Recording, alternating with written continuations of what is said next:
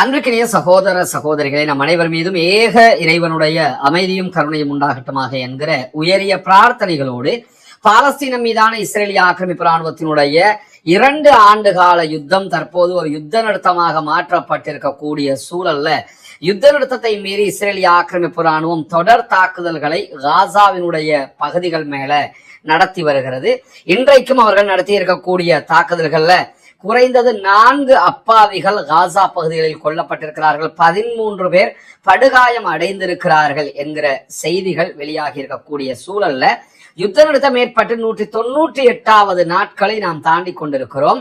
198 நாட்களாகவும் இஸ்ரேலிய ஆக்கிரமிப்பு ராணுவம் யுத்த நிறுத்தத்தை மீறி தாக்குதல்களை தொடர்ந்து கொண்டே இருக்கிறது. இந்த சம்பவங்களுக்கு மத்தியில தான் இடையில ஈரான் மீதான ஒரு பாரிய யுத்தம் இஸ்ரேலிய அமெரிக்க கூட்டு ஆக்கிரமிப்பு ராணுவங்களால் நடத்தப்பட்டு அது ஒரு தற்காலிக யுத்த நிறுத்தமாக இன்று வரைக்கும் தொடர்ந்து கொண்டிருக்கக்கூடிய சூழலையும் நம்ம அவதானிக்கக்கூடிய இந்த நிலைமையில இன்றைக்கு பல முக்கியமான சம்பவங்கள் நடைபெற்றிருக்கிறது. குறிப்பாக அமெரிக்க அதிபர் டொனால்ட் ட்ரம்பை இலக்கு வைத்து நேற்று இரவு வாஷிங்டன் டிசியில ஒரு தாக்குதல் நடத்தப்பட்டது நமக்கெல்லாம் தெரியும். தனித்த வீடியோவாக அதை நம்முடைய தளங்களை நம்ம வெளியிட்டு இருக்கிறோம்.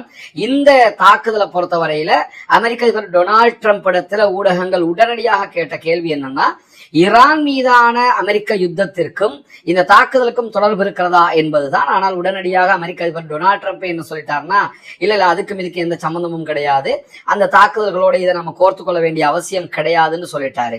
ஆனால் அந்த தாக்குதல் நடைபெற்ற அந்த தருணத்தை ஊடகங்கள் ஆல்ரெடி அது லைவ் டெலிகாஸ்டாக ஃபாக்ஸ் உள்ளிட்ட தொலைக்காட்சிகள்ல போய்கொண்டிருக்கும் போது அந்த சம்பவம் நடைபெறுகிறது. ஆல்ரெடி அந்த மீட்டிங் நடந்து கொண்டிருக்கும் போது ஃபாக்ஸ் உள்ளிட்ட பல நியூஸ் ஊடகங்கள் அதை லைவ் டெலிகாஸ்டாவே பண்ணி கொண்டிருந்தாங்க. குறிப்பாக ஊடகவியலாளர்களுடனான ஒரு சந்திப்பும் விருந்துபசார நிகழ்ச்சியும் தான் அதில் நடைபெற்றது. வாஷிங்டன் டிசியில் இருக்கக்கூடிய ஹில்டன் ஹோட்டல்ல நடைபெற்றுக் கொண்டிருக்கும் போது திடீரென ஒரு நபர் உள்ள வர்றாரு, உள்ள வந்து அட்டாக் பண்றாரு. அட்டாக் பண்ணும் போதே முதல்ல அந்த வீடியோல காட்சி தருவது அமெரிக்காவினுடைய துணை அதிபர் ஜேடி வான்ஸ். அவரை காப்பாற்றி தனியாக எடுத்துக்கிட்டு போயிடுறாங்க செக்யூரிட்டி போர்சஸ். அதற்கு அடுத்ததாக உடனடியாக அமெரிக்க அதிபர் டொனால்ட் ட்ரம்ப் தன்னுடைய ஒரு உதவியாளரோட பேசிக்கிட்டு இருக்கக்கூடிய காட்சி காட்டப்படுகிறது. அவர் பேசிக் கொண்டிருக்கும் போதுதான் அவருக்கு சொல்லப்படுகிறது ஏதோ அட்டாக் நடக்குதுன்னு. உடனே செக்யூரிட்டி போர்ஸ் அந்த இடத்துக்கு வந்து அவரையும் காப்பாற்றி தனியாக எடுத்து சென்று விடுகிறார். இந்த இடத்துல தாக்குதலுக்கு முயன்றவர் நடத்திய தாக்குதல்ல ஒரு போலீஸ் அதிகாரி அவர் மேல அவர் ஷூட் பண்றாரு. அவர் புல்லட் ப்ரூஃப் அணிஞ்சிருந்த காரணத்தினால அவருக்கு எந்த காயமும் ஏற்படல. அவரை சிகிச்சைக்காக மருத்துவமனைக்கு செக்கப்புக்காக அனுமதிச்சிருந்தோம், அதை நாங்க அவரை இப்ப வெளியே வந்துட்டாரு என்கிற தகவல்களை எல்லாம் அமெரிக்காவுடைய பல ஊடகங்களும் வெளியிட்டுக் கொண்டிருக்கக்கூடிய சூழல்ல தான் இந்த தாக்குதல் நடத்தியவர் அலன் என்று சொல்லக்கூடிய ஒரு நபர். இதற்கும் ஈரானுடைய சம்பவங்களுக்கும் எந்த தொடர்பும் கிடையாது. ஆனால் சும்மாவாவது இவர் அலன் என்கிற பெயர்ல இருக்கக்கூடியவர் ஏதாவது ஒரு இஸ்லாமிய பெயர்ல இருந்திருந்தார் என்று சொன்னால் முதல்ல இது ஈரானுடைய யுத்தத்தோடு சம்பந்தப்படுத்தப்பட்டிருக்கும், இல்லை என்றால் காசா மக்களோடு சம்பந்தப்படுத்தப்பட்டிருக்கும், இல்லை என்றால் லெபனானுடைய ஹிஸ்புல்லாக்களோடு இந்த தருணத்தில் சம்பந்தப்படுத்தப்பட்டிருக்கும். எல்லாவற்றையும் மீறி இஸ்ரேலும் அமெரிக்காவுடைய லாபிஸும் ஒருங்கிணைஞ்சு இஸ்லாமிய தீவிரவாதம், இஸ்லாமிய பயங்கரவாதம் என்கிற ஒரு சித்தாந்தத்தை முன்னாடி கொண்டு வர்றதுக்கு முயற்சி பண்ணியிருப்பாங்க. அதற்கான ஏற்பாடுதான் இது. ஏன்னா உலகம் முழுவதும் யூத பயங்கரவாதம், ஜியோனிச பயங்கரவாதம் தலை தோங்கி உலகத்துல எல்லா மக்களுக்கும் தெரியும். இந்த அநியாயத்தை எல்லாம் பண்றது யூதர்களும், யூதர்களோடு அவர்களுடைய பேச்சை கேட்டுக்கிட்டு டொனால்ட் ட்ரம்பினுடைய இந்த குழுவினரும், அதை தாண்டி ஜியோனிஸ்டுகள் தான் இதெல்லாம் பண்றாங்கிறது எல்லோருக்கும் தெரிந்த ஒரு விவகாரமாக மாறி இருக்கிறது. அதனாலதான் யூதர்களுடனான, குறிப்பாக இஸ்ரேலுடனான தொடர்புகளை எல்லாம் யூரோப் யூனியனே துண்டிக்கணும் என்று சொன்ன தீர்மானங்களை எல்லாம் யூரோப் யூனியன் கொண்டு வர்றாங்க. ஸ்பெயினுக்கும் இஸ்ரேலுக்கும் இடையிலான பிரச்சனைகள், இப்படி பல பிரச்சனைகள் உருவாகுவதற்கு அடிப்படையாக யூதர்கள்னா யாரு என்பது உலகம் முழுவதும் தெரிந்த ஒரு பேருண்மையாக மாறிக்கொண்டிருக்கக்கூடிய சூழல்ல இதை திசை திருப்பும் விதமாக, இஸ்லாமியர்கள் மேல பழி போடும் விதமாக இதை அவங்க ஒருங்கிணைச்சாலும் ஆர்கனைஸ் பண்ணினாலும் அது ஏதோ ஒரு வகையில இதற்கு பின்னணியாக யார் இருக்கக்கூடும் என்கிற ஒரு ஊகத்தை தூண்டிவிட்டிருக்கிறது. ஏற்கனவே நம்ம ஒரு தனி வீடியோவில் பேசி இருக்கிறோம். அதே மாதிரி இன்றைக்கு வெளியிட்ட வீடியோவிலையும் சொல்லி இருக்கிறோம். அமெரிக்காவினுடைய முன்னாள் ஜனாதிபதிகள் ஒருவராக இருந்த ஜான் எஃப் கென்னடி படுகொலை விவகாரம் உலகம் முழுவதும் பிரபலமான ஒரு விஷயம். ஜான் எஃப் கென்னடி எதற்காக கொல்லப்பட்டார், யாரால் கொல்லப்பட்டார் என்கிற கேள்விகளுக்கான பதிலே என்னன்னு கேட்டா, யாரெல்லாம் இஸ்ரேலை பகைக்கிறார்களோ, இஸ்ரேல பேச்ச கேட்கலையோ, ஜூவிஸ் லாபிக்கு எதிராக இருக்கிறாங்களோ அவர்களை அமெரிக்காவினுடைய அதிபராக இருந்தால் கூட அவர்கள் விட்டு வைக்க மாட்டார்கள் என்பதுதான் அவர்களுடைய திட்டங்களில் பிரதானமான ஒன்றாக இருக்கிறது. அந்த அடிப்படையில தான் அமெரிக்க அதிபர் டொனால்ட் ட்ரம்ப் இந்த லெபனானுடைய விவகாரத்துல, ஈரானோட யுத்தம் நடந்ததுக்கு போனாரு, அது ஒரு கணக்கு. லெபனானுடனான யுத்தத்தை ஒரு போன் கால்ல நிறுத்திட்டாரு. நீ யுத்தம் பண்ணக்கூடாது நிறுத்துங்கன்னு சொல்லிட்டாரு. நீங்க யுத்தம் பண்ணக்கூடாது நிறுத்துங்கன்னு சொல்லிட்டாரு. ஆனா அதை இஸ்ரேல் எதிர்பார்க்கவே இல்லை. ஏன்னா லெபனானோட யுத்தம் பண்ணி லெபனானுடைய குறிப்பிட்ட ஒரு பகுதியாவது கைப்பற்றினா தான் இந்த வார்ல நாங்க ஜெயிச்சிட்டோம்னு சொல்லி இஸ்ரேலிய பிரதமர் பெஞ்சமின் நெதன்யாகு அடுத்த தேர்தலுக்கு போறதுக்கு திட்டமிட்டுக்கிட்டு இருந்தாரு.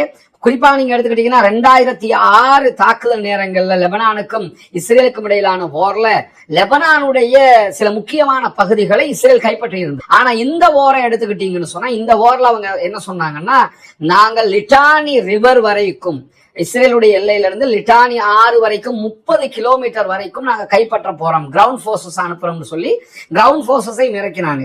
ஆனால் அவர்களால் 2 கிலோமீட்டரை கூட கைப்பற்ற முடியாமல் போயிருக்கிறது. அந்த அளவுக்கு டஃப் கொடுத்துக்கிட்டு இருக்கிறாங்க லெபனானுடைய ஹிஸ்புல்லாக்களுடைய படைப்பிரிவு. குறிப்பா ஹிஸ்புல்லாக்களுடைய ரதுவான் படைப்பிரிவு அவர்களுக்கு பயங்கரமான எஃபர்ட்டை கொடுத்து தாக்குதல்களை, பதிலடி தாக்குதல்களை கொடுத்து கொண்டிருக்கிறார்கள். எனவே அவங்களால முன்னேற முடியல. அப்படி இருக்கிற நேரத்துலதான் அமெரிக்க அதிபர் டொனால்ட் ட்ரம்ப் லெபனான் மீதான தாக்குதல்களை நிறுத்துங்க அப்படின்னு சொல்லிட்டாரு. ஏன்னா அதை நிறுத்தினா தான் பேச்சுவார்த்தைக்கு வருவேன்னு ஈரான் சொல்லி கொண்டிருக்கிறாங்க. இதையெல்லாம் அவர் செய்யும் போதே சர்வதேச அளவுல இருக்கக்கூடிய மிக பிரபலம் வாய்ந்த ஆய்வாளர்கள் என்ன சொன்னாங்கன்னா, ஜான் எஃப் கென்னடிக்கு ஏற்பட்டது அமெரிக்க அதிபர் டொனால்ட் ட்ரம்ப்புக்கு ஏற்பட வாய்ப்பு இருக்கிறது. ஏன்னா ட்ரம்பை பொறுத்தவரையில அந்த ஆளா எதையாவது யோசிச்சு எனி டைம் எதையாவது சொல்லி கொண்டிருக்கக்கூடிய ஒரு ஆளு. ஆனா அதே அவருடைய அந்த அந்த போங்கு பல நேரங்களில் பல கெடுதிகளை உண்டாக்குகிற அதே நேரம் சில நேரங்கள்ல மாற்று செயல் திட்டங்களை உண்டாக்கி விட்டுரும். இது மாதிரி திடீர்னு யுத்தத்தை நிறுத்து அப்படின்றவா நிறுத்தி தான் ஆகணும், அதுக்கு மேல ஒன்றும் பேச முடியாது. இந்த மாதிரியான வேலைகளை அவர் செஞ்சு விட்டுருவாரு. இப்படி லெபனானுக்கு அவர் செஞ்ச வேலை ஜான் எஃப் கென்னடிக்கு நடந்ததை உலகத்தில் இருக்கக்கூடிய பிரபலமான பல ஆய்வாளர்களுக்கும் நினைவூட்டி இருக்கிறது. ஏன்னா இப்பொழுது அமெரிக்க அதிபர் டொனால்ட் ட்ரம்ப் இஸ்ரேலுடைய பேச்சை கேட்க மறுக்கிறார். அப்படி மறுத்தால் அவருக்கு இந்த நிலை ஏற்படும். இதற்கான ஒரு முன்னோட்டம் தான் இப்பொழுது நடந்த இந்த தாக்குதலா என்கிற கேள்விகள் தற்போது சமூக வலைதளங்களில் குறிப்பாக வெஸ்ட் மீடியாக்களுக்கு மத்தியிலேயே எழுப்பப்பட்டு கொண்டிருக்கிறது. ஏன்னா அமெரிக்க அதிபர் கலந்து கொள்ளுகிற ஒரு கூட்டம் எப்படி இருக்கும்? சாதாரணமா ஒரு வெளிநாட்டுக்கு வந்தாலே அவர் தனி விமானம், அவருக்குரிய தனி விமானம், அதே மாதிரி அவருடைய எல்லா சாதாரணமா சில ஜனாதிபதிகள் தனி விமானத்துல போவாங்க. ஆனா அமெரிக்க அதிபருடைய விமானம்ங்கிறது ஒரு பறக்கும் வெள்ளை மாளிகை. அதே மாதிரி ஒரு நாட்டுக்கு வந்துட்டாருன்னா அவர் பயணிக்கிற ஈவன் கார்ல இருந்து எதுவுமே அந்த நாட்டுக்குரியதாக இருக்காது, எல்லாமே அமெரிக்காவுக்குரியதாக இருக்கு. ஒரு வெளிநாட்டுக்கு போகும்போது இவ்வளவு எஃபர்ட் எடுக்கக்கூடியவங்க உள்நாட்டுக்குள்ள இவ்வளவு பாதுகாப்போடு எழுந்திருப்பாங்க. அமெரிக்க அதிபர் இருக்கிறாரு, அமெரிக்காவுடைய துணை அதிபர் ஜேடி வான்ஸ் இருக்கிறாரு, அமெரிக்காவுடைய பென்டகனுடைய பல முக்கியஸ்தர்கள் அங்கே இருக்கிறார்கள், பாதுகாப்பு துறை சார்ந்தவர்கள் இருக்கிறார்கள், அரசு அதிகாரிகள் இருக்கிறார்கள். அவ்வளவு பேர் இருக்கக்கூடிய ஒரு இடத்துக்கு ஒரு துப்பாக்கிதாரி எப்படி உள்ளே நுழைந்தான், துப்பாக்கியோட சேர்த்து அவன் கத்திகள் எல்லாம் எடுத்துக்கிட்டு வந்தானுங்கிற செய்திகளை அமெரிக்க ஊடகங்கள் சொல்கிறது. இதையெல்லாம் எடுத்துக்கிட்டு ஒரு ஆள் அவ்வளவு தூரம் நெருக்கமாக எப்படி வர முடியும்? இவ்வளவு தூரம் பாதுகாப்பை கேள்விக்குள்ளாக்கியது எது என்கிற கேள்வி எல்லாம் எழுகிறதா இல்லையா? எனவே இதற்கு பின்னால் ஈரானோ வேறு யாரோ இல்லை, இதற்கு பின்னால் மொசாத் இருக்கிறது என்பதுதான் இப்பொழுது வெளியாகி இருக்கக்கூடிய ஆரம்ப கட்ட எழுப்பப்படுகிற சந்தேகங்களாக நம்ம புரிந்து கொள்ளுகிற அதே நேரத்துல இன்றைக்கு வெளியாகி இருக்கக்கூடிய இன்னும் ஒரு முக்கியமான செய்தி என்னன்னு கேட்டா, நமக்கு தெரியும் முந்த நாள் ஈரானுடைய வெளிவிவகார அமைச்சர் ஃபாரின் மினிஸ்டர் திடீரென கிளம்பி பாகிஸ்தானுக்கு போனாரு. பாகிஸ்தானுடைய அதிகாரிகளை எல்லாம் சந்திச்சு பேசினாரு. குறிப்பாக பாகிஸ்தான் பிரதமர் ஷபாஸ் ஷரீஃபை சந்திச்சு பேசினாரு, பாகிஸ்தானுடைய ராணுவ தளபதி ஆசிம் முனீரை சந்திச்சு பேசினாரு, பாகிஸ்தானுடைய டிஃபென்ஸ் மினிஸ்டரை சந்திச்சு பேசினாரு. இப்படி பல பேரையும் சந்திச்சு பேச்சுவார்த்தையை நடத்திட்டு அவர் கிளம்பி மஸ்கட்டுக்கு போயிட்டாரு, ஓமானுக்கு போயிட்டாரு. ஓமான்ல ஒரு பேச்சுவார்த்தை, அதை முடிச்சுட்டு மாஸ்கோவுக்கு ரஷ்யாவுக்கு போறதாகத்தான் அவர்களுடைய திட்டம் இருந்தது. இப்படியான திட்டத்துல நம்மளே சொல்லியிருந்த வீடியோவில் என்னன்னு கேட்டா, பேச்சுவார்த்தை ஈரான் அமெரிக்க பேச்சுவார்த்தையை பொறுத்தவரை ஒண்ணு நம்ம புரிஞ்சுக்கிறோம், 100க்கு 100% அவங்க பேச்சுவார்த்தை நடத்தினாலும் எல்லா செய்திகளும் வெளியே வராது. ஏன்னா இப்ப நடக்கக்கூடிய பேச்சுவார்த்தைகள்ல நேரடியான ஒரு முக்கியமான பேச்சுவார்த்தை பாகிஸ்தான் வழியாக நடந்தாலும் ஒமான் வழியாகவும் அமெரிக்காவோட பேச்சுவார்த்தை நடைபெற்றுக் கொண்டிருக்கிறது. மாஸ்கோ ரஷ்யா வழியாகவும் பேச்சுவார்த்தைகள் நடக்கிறது. இந்த 3 இடத்துக்கும் அவர் போவதாக இருந்தது. ஆனா நேற்றைய தினம் மஸ்கட்டுக்கு போனவர், மஸ்கட்ல பல பேச்சுவார்த்தைகள் நடத்தினாரு. ஒமானுடைய அமீரை சந்திச்சாரு, ஜனாதிபதியை சந்திச்சாரு, மன்னர் சந்திச்செல்லாம் பேச்சுவார்த்தை நடத்தினாரு. பேச்சுவார்த்தை நடத்திட்டு திடீரென மீண்டும் பாகிஸ்தானுக்கு இந்த வீடியோ பேசப்படுகிற இந்த நிமிடம் வந்து இறங்கி இருக்கிறார். அவரோட போன அப்பாஸ் அராக்சியோட போன அதே தூதுக்குழு பாகிஸ்தானுக்கு வந்திருக்கிறாங்க. அங்க சில முக்கியமான பேச்சுவார்த்தைகளை மீண்டும் பாகிஸ்தானோட நடத்துறாங்க. இதுல இருந்து இன்றைக்கு வெளியாகக்கூடிய மிக முக்கியமான செய்திகள் என்னன்னு கேட்டா, அவர் அங்கிருந்து மாஸ்கோவுக்கு போய் பேச்சுவார்த்தைகள் நீளமாக அமையும் என்கிற நிலையில இல்ல அவர் மீண்டும் பாகிஸ்தானுக்கு வந்திருக்கிறாரு. பாகிஸ்தானுடைய அதிகாரிகள் சொல்லக்கூடிய செய்திகளும் பேச்சுவார்த்தை ஒரு முடிவுக்கு வரப்போகிறது. அதாவது ஒரு நிரந்தர யுத்த நிறுத்தத்தை நோக்கி அடுத்த கட்டத்துக்கு நகர்றதுக்கு இருதரப்பும் தயாராக இருக்கிறாங்க. ஏன்னா ஈரான் விடாப்பிடியாக இருக்கிறார்கள். அவர்களுடைய அணு ஆயுத பலம் அல்லது அணு ஆயுதத்துக்கான செறிவூட்டப்பட்ட யுரேனியத்தை நாங்க யார்ட்டையுமே கொடுக்க மாட்டோம். ஏன்னா அவங்க அணு ஆயுதத்தினுடைய வாசலுக்கு வந்துட்டாங்க, கண்டுபிடிப்புல உச்சத்துக்கு அவங்க வந்துட்டாங்க. அதை விட்டு கொடுக்கறதுக்கு தயார் இல்லை. எனவே அவர்களோடு வேறு விதமான ஒரு சுமூகமான ஒரு நியூக்ளியர் பேலன்சிங்ல போறதுக்கு அமெரிக்கா தயாராகிறது என்கிற ரீதியில தான் அவர் மாஸ்கோவுக்கு பயணமாகாமல் மீண்டும் தற்போது பாகிஸ்தானுக்கு வந்திருக்கிறார். பாகிஸ்தானுடைய பிரதமர் அப்பாஸ் அராக்சி சந்திக்கிறார், ஈரானுடைய வெளிவிவகார அமைச்சர், அதே போன்று பாகிஸ்தானுடைய ராணுவ தளபதியை சந்திக்கிறார், பாகிஸ்தானுடைய டிஃபென்ஸ் மினிஸ்டர் உள்ளிட்ட பல பேரையும் சந்திக்கிறாங்க. சந்திச்சதுக்கு பிறகு அமெரிக்காவோடு ஒரு நேரடி பேச்சுவார்த்தையை அவர் நடத்துவதற்கான வாய்ப்பு இருக்கிறது என்கிற செய்திகளுக்கு மத்தியில நேற்றைய தினம் ஓமான்ல இருக்கும் போதே ஓமான்ல இருந்து தொலைபேசி வழியாக கத்தருடைய பிரைம் மினிஸ்டரோட அப்பாஸ் அராக்சி ஈரானுடைய ஃபாரின் மினிஸ்டர் பேச்சுவார்த்தை நடத்தி இருக்கிறார். எப்படியான பேச்சுவார்த்தைகள் நகருகிறது, அடுத்த கட்டம் என்ன என்கிற பேச்சுக்களை எல்லாம் அவங்க பேசியிருக்கிறாங்க. இங்க உட்கார்ந்துகிட்டு ஷியாவா சன்னியா என்று சொல்லி சண்டை பிடிச்சு கொண்டிருக்கக்கூடிய ஒரு கூட்டம் என்ன புரிஞ்சுக்கிறோம்னு கேட்டா, அவர்களை பொறுத்தவரை அவர்களுடைய செயல்பாடுகளை எல்லாம் அரசியல் ரீதியாக நடத்தி கொண்டிருக்கிறார்கள். கத்தார் மேல கடுமையான தாக்குதல்களை ஈரான் நடத்தி இருந்தாலும் கத்தாருடைய பிரைம் மினிஸ்டர் கால் பண்ணி என்னப்பா என்ன அடுத்த கட்டம் என்ன செய்ய போறீங்க, எப்ப எதிர்க்க போகுது, உங்களுக்கு தரப்பு என்ன செய்ய போறீங்க, இதெல்லாம் பேசிக்கிறாங்கிற அளவுக்கு அவர்களுடைய நிலை இருக்கக்கூடிய சூழல்ல தான் லெபனான் மீது மிக கொடுமையான தாக்குதல்களை மீண்டும் நடத்தி கொண்டிருக்கிறது இஸ்ரேல்.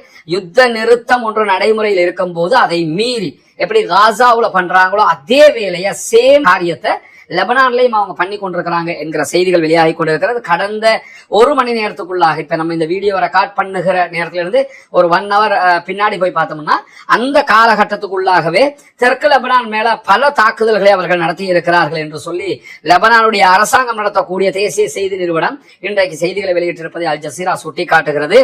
குறிப்பாக கலாவியா, யாரூன், பின் ஜபல் ஆகிய பகுதிகளில் இன்றைக்கு இஸ்ரேலிய ஆக்கிரமிப்பு ராணுவம் அதிகமான லெபனான் மக்களுடைய பல வீடுகளை அடித்து நொறுக்கி இருக்கிறார்கள் என்கிற செய்திகள் வெளியாகி இருக்கிறது. அதே போன்று நபாதியா, அல் ஃபௌகான் போன்ற பகுதிகளிலையும் அவர்கள் விமான தாக்குதல்களையும் நடத்தி இருக்கிறார்கள். இப்படியெல்லாம் தாக்குதல் நடத்தியதற்கு பிறகு இன்றைக்கு முதல் தடவையாக லெபனான்ல இருக்கக்கூடிய ஹெஸ்புல்லாக்களும் பதிலடி தாக்குதல்களை கொடுத்திருக்கிறார்கள். இஸ்ரேலிய ஆக்கிரமிப்பு ராணுவத்தைச் சேர்ந்த 3 ஆக்கிரமிப்பாளர்கள் கொல்லப்பட்டிருக்கிறார்கள் என்கிற செய்திகளும் இன்றைக்கு வெளியாகி இருக்கக்கூடிய சூழல்ல இஸ்ரேலிய பிரதமர் பெஞ்சமின் நெத்தன்யாகு ஹெஸ்புல்லாக்கள் யுத்த நிறுத்தத்தை சிதைக்கிறார்கள் என்கிற ஒரு ஸ்டேட்மெண்ட் விடுத்திருக்கிறாரு. அவர் 2 ஸ்டேட்மெண்ட் போட்டிருக்கிறாரு. ஒன்னு, ஹிஸ்புல்லாக்கள் யுத்த நிறுத்தத்தை சிதைக்கிறாங்க, யுத்த நிறுத்தத்தை மீறி காசாவுல அட்டாக் பண்றது அவங்க, அதே போன்று லெபனான்ல அட்டாக் பண்றது அவங்க, இதெல்லாம் பண்ணிவிட்டு என்ன பண்றாங்கன்னு கேட்டா ஹிஸ்புல்லாக்கள் சிதைக்கிறாங்க அப்படிங்கிறாங்க. இது அமெரிக்க அதிபருக்கே தெளிவா தெரியும், இது இவங்க பண்ணுகிற கோல்மால் அப்படின்னு. 2வது அறிவிப்பு என்னன்னா, அமெரிக்க அதிபர் டொனால்ட் ட்ரம்ப் மேல அட்டாக் நடந்ததுங்கிறது எனக்கு அதிர்ச்சியை உண்டாக்கி இருக்குது. இந்த ஆளுக்கு அதிர்ச்சியா, இந்த ஆளை அந்த ஆளுக்கு இதுக்குரிய எல்லா பிளான்லையும் பின்னாடி இந்த ஆளை இருக்கக்கூடும்ங்கிறதுதான் உலகமே உண்டாக்கி இருக்கக்கூடிய ஒரு சந்தேகமாக இருக்கிறது. அப்படி இருக்கும்போது எனக்கு அதிர்ச்சியா இருக்குது என்கிற செய்திகளையும் அவர் இன்றைக்கு வெளியிட்டிருக்கக்கூடிய காட்சிகளை நம்ம பார்க்க முடிகிற அதே நேரத்துல இன்றைக்கு அமெரிக்காவுக்கு பதிலளிக்கும் விதமாக சீனாவுடைய ஹெங்லி பெட்ரோ கெமிக்கல் ஒரு அறிவிப்பை விடுத்திருக்கிறாங்க. சீனாவுடைய ஹெங்லி பெட்ரோ கெமிக்கல் நிறுவனத்தின் மீது அமெரிக்கா தடை விதித்திருக்கிறது. அவங்க ஈரான்ல இருந்து பெட்ரோலியத்தை இறக்குமதி பண்றாங்கன்னு சொல்லி அதற்கு பதிலளித்திருக்கக்கூடிய ஹெங்லி பெட்ரோலியம் என்ன சொல்லியிருக்காங்கன்னா, நாங்க ஈரான்ல இருந்து எந்த பெட்ரோலியத்தையும் இறக்குமதி செய்யறதில்லை, எனவே எங்க மேல நீங்க தடை விதிக்க கூடாது அப்படின்னு சொல்லியிருக்கிறாங்க.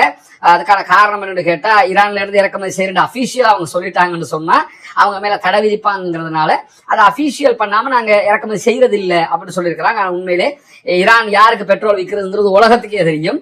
முழுவதுமாக 80% பெட்ரோல் சீனாவுக்கு தான் ஈரான் விற்பனை செய்கிறது என்கிற செய்திகளுக்கு மத்தியில இன்றைக்கு ஈரானுடைய IRGC மிக முக்கியமான இன்னொரு செய்தியை வெளியிட்டிருக்கு. ஒவ்வொரு நாளும் அவர்கள் இஸ்ரேலோடும் குறிப்பாக மொசாதோடு தொடர்பு வைத்திருக்கக்கூடிய உளவாளிகளை கண்டுபிடித்து அவர்களுக்கு மரண தண்டனை விதித்துக் கொண்டிருக்கிறார்கள். இன்றைய தினம் ஜெய்ஷல் அதில் என்று சொல்லக்கூடிய ஈரானுக்கு எதிரான ஒரு தீவிரவாத பயங்கரவாத இயக்கத்தினுடைய முக்கியஸ்தர் ஒருவருக்கு தண்டனை கொடுத்திருக்கிறார்கள், மரண தண்டனை நிறைவேற்றி இருக்கிறார்கள். இதற்கு அவர்கள் மிக முக்கியமாக மொசாதோடு நேரடி தொடர்புகளை வைத்திருந்தார்கள், ஈரானுக்கு எதிரான காரியங்களில் இவர்கள் செயல்பட்டார்கள் என்கிற குற்றச்சாட்டுகள் சுமத்தப்பட்டு நீதிமன்றத்தில் அதற்குரிய ஏற்பாடுகள் செய்யப்பட்டு நீதிமன்றம் தான் இந்த தீர்ப்பை கொடுத்திருக்கிறது, மரண தண்டனை நிறைவேற்றப்பட்டிருக்கிறது. இந்த ஜெய்ஷல் அதில் என்கிற அமைப்பை பொறுத்தவரை சன்னி பிரிவுக்கு ஆதரவான அமைப்பு என்று சொல்லப்படுகிறது. ஈரானுக்கு எதிராக இருக்கக்கூடியவங்க இவங்க ஆல்ரெடி குர்துகளோட எல்லாம் தொடர்பு வைக்கக்கூடிய ஒரு குரூப்பாக இருக்கக்கூடிய நேரத்தில் ஈரானுடைய சிஸ்தான் பலுசிஸ்தான் பகுதிகளில் செயல்படக்கூடிய ஒரு குழு. இந்த குழு ஆயுதம் ஏந்திய குழு. எந்த நாடாக இருந்தாலும் சரி தன்னுடைய நாட்டுக்கு எதிராக ஆயுதம் ஏந்தக்கூடிய யாரையுமே ஏற்றுக்கொள்ள மாட்டாங்க. அது என்ன பிரிவுல இருந்தாலும் சரி. இப்ப ISI பயங்கரவாதிகளை பொறுத்தவரையில அவங்க நாங்க சன்னி பிரிவுன்னு சொல்லிக்கிட்டு தான் வந்தாங்க. எந்த பிரிவுனாலும் பயங்கரவாதி நம்ம யாராவது ஏத்துக்கிற முடியுமா? தீவிரவாதம் ஒழிக்கப்பட வேண்டும், தீவிரவாதத்துக்கு எதிராகத்தான் நாம் இருக்க வேண்டும், பயங்கரவாதத்துக்கு எதிராகத்தான் இருக்க வேண்டும். அதே மாதிரிதான் உலகத்துல எவன் ஆயுதத்தை தூக்கி பயங்கரவாதத்தில் ஈடுபட்டாலும் அவன் பயங்கரவாதி தான், தீவிரவாதி தான். ஈரானுக்குள்ள இந்த தீவிரவாத செயல்பாட்டில் ஈடுபட்டுக் கொண்டிருந்த ஜெய்ஷல் அதில் என்று சொல்லக்கூடிய அமைப்பினுடைய மிக முக்கியமான ஒரு முக்கியஸ்தர் கைது செய்யப்பட்டு அவருக்கு மரண தண்டனை விதிக்கப்பட்டிருக்கிறது என்கிற செய்திகளும் இன்றைக்கு வெளியாக இருக்கிறது. பொறுத்திருந்து பார்ப்போம் என்னவெல்லாம் நடக்கிறது என்பதை. அப்பாஸ் ஆராக்சி மீண்டும் பாகிஸ்தானுக்கு வந்திருக்கிறார். என்ன மாதிரியான பேச்சுவார்த்தைகளை அவர்கள் நடத்தப் போகிறார்கள் என்கிற செய்திகளையும் அமெரிக்க அதிபர் மீதான தாக்குதலுடைய அடுத்த கட்ட செய்திகள் தொடர்பான மேலதிக விவரங்களையும் உங்களுக்கு கொண்டு வந்து தருவதற்கு தயாராக இருக்கிறோம். ஆக்கிரமிப்புகள் ஓய வேண்டும், ஆக்கிரமிப்பாளர்கள் ஓய வேண்டும். காசா அப்பாவிகள் மீதான தாக்குதல்களும், லெபனான் அப்பாவிகள் மீதான தாக்குதல்கள், ஈரான் அப்பாவிகள் மீதான தாக்குதல்கள் எல்லாம் நிறுத்தப்பட்டு அமைதி திரும்ப வேண்டும், முழு உலகம் பூ உலகம் அமைதியாக வாழ வேண்டும் என்கிற உயரிய பிரார்த்தனைகளோடு ஆக்கிரமிப்பாளர்களுக்கு எதிராக தொடர்ந்தும் ஜனநாயக ரீதியாக குரல் எழுப்புவோமாக. வாஹிர் தஅவானா அல்ஹம்துலில்லாஹி ரப்பில்